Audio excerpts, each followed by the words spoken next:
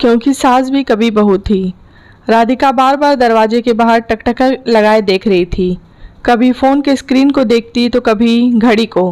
रात के 11 बज गए थे। बेटा ऋषभ घर नहीं आया था अभी तक।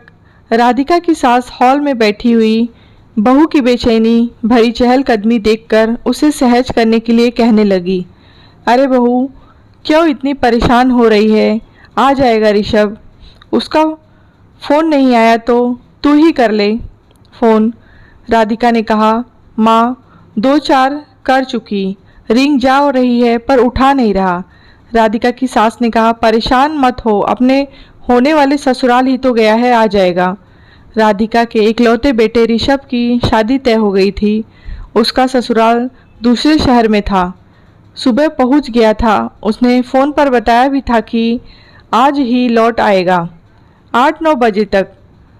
राधिका मन ही मन झल्लाते हुए बोली, ये प्री वेडिंग शूट के चोचले मुझे तो समझ नहीं आते। सगाई पर ली तो थी दोनों ने ढेर सारी तस्वीरें। उसकी सास मुस्कुराते हुए बोली, अरे बहू, जमाने के साथ सब कुछ बदलता रहता है।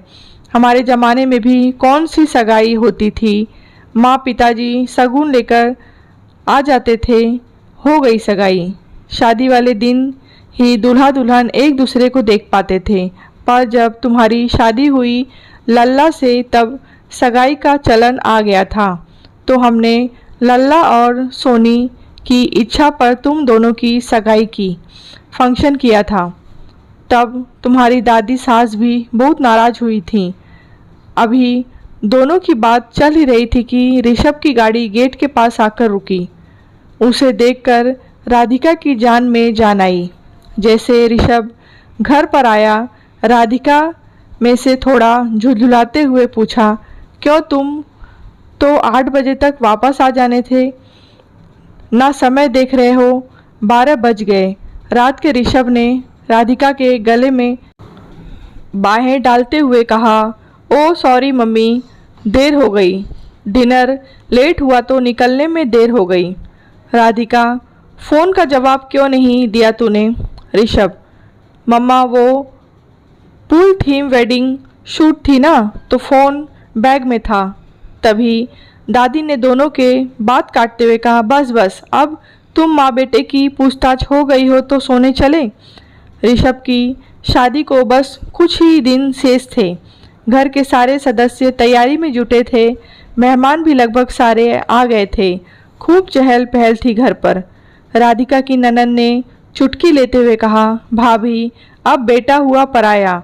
अब तक जो ममाज बॉय था, अब वो बीवी के पल्ले से घूमेगा। ये सुन बाकी सब औरतें भी हंसने लगी और राधिका भी यूं तो ऊपर से हंस दी, पर अंदर ही अंदर असुरक्षा की भावना पैर पसार रही थी। यूं तो राधिका एक कुशल गृहिणी और बेहद सहृदय महिला थी और अपने इकलौते बेटे की शादी के लिए अति उत्साहित, किंतु न जाने बेटे को बांटने का खौफ धीरे धीरे उसके मन में समाता जा रहा था। शादी की रस्में अच्छे से पूरी हुई। बहू कोमल का गृह प्रवेश हो गया। कोमल जैसी सुंदर, प्यारी, संस्कारी और सुशिक्षित बहू पाकर राधिका जी निहाल थीं। बार बार बेटे बहू की नज़र उतारती। शादी के कुछ दिनों बाद राधिका को छोटी छोटी बातें खटकने लगी, जैसे ऑफिस से आकर ऋषभ का घर में कमरे में घुस जाना, आए दिन बाहर खाने, कभी घूमने का प्रोग्राम बना लेना। यूँ तो राधिका को इन सब से ऐतराज़ नहीं था, पर माँ की ममता आहत होती कि उनका बेटा जो एक शर्ट भी नहीं अपनी पसंद से खरीदता था, अब बीवी की पसंद नापसंद पर चलता है।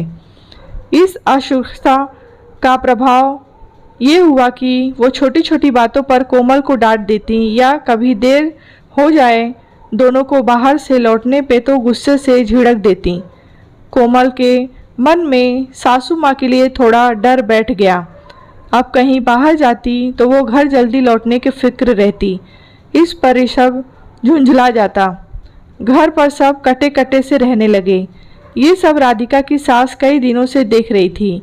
एक दिन उन्होंने राधिका को अपने पास बुलाया और समझाया, देख बहू, तू अभी इस दौर से गुजर रही वो मैं समझ सकती हूँ, जिस तरह नई बहू को कई तरह से सामंजस्य बैठाना होता है, उसी तरह नई सास भी कई तरह की असुरक्षा से गुजर रही होती है।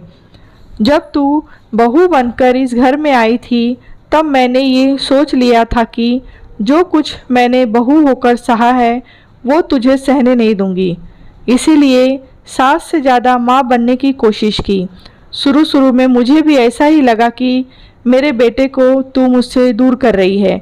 माँ जी मुझे अक्सर अच्छी और कड़क सास ना होने का ताना देती, तेरी बहू मुझे अपनी उंगलियों पर नचाएगी, ये सब सुनकर मन मेरा भी विचलित होता। पर जब तुझे और लल्ला को साथ में खुश देखती तो सारा डर छूमंतर हो जाता। और सिर्फ पत्नी ही नहीं, तूने अच्छी बहू बनकर भी ये साबित कर दिया कि बहू का प्यार और सम्मान पाने के लिए कड़क सास बनने की जरूरत नहीं है।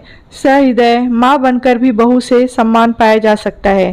राधिका का मन सास की बात सुनकर हल्का हो गया और उसने मन ही मन तय किया कि कोमल को वो पूरे दिल से अपनाएंगी, जैसे उसकी सास ने उसे अपनाया था। सासू माँ की नसीहत गलत कैसे हो सकती थी, क्योंकि सास भी तो कभी बहू थी। कहानी आपको कैसी लगी है कमेंट बॉक्स में बताएं। कहानी अच्छी लगी हो तो लाइक करें, शेयर करें।